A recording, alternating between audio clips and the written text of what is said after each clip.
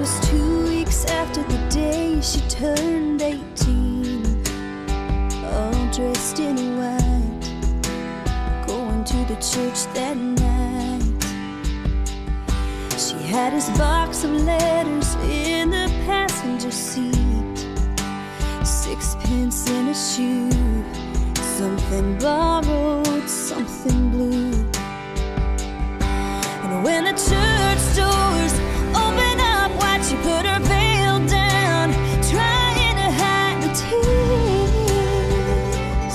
Oh, she just couldn't believe it. She heard the trumpets from the military band and the flowers fell out of her hands. Baby, would you leave me? Why'd you have to go? I was counting on forever, now I'll never know. I can't even breathe. It's like I'm looking from a distance, standing in the background. Everybody's saying he's not coming home now. This can't be happening to me.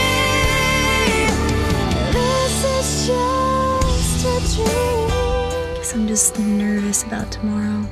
Tomorrow's just another day. The preacher man said, let us bow our heads and pray. Lord, please lift his soul.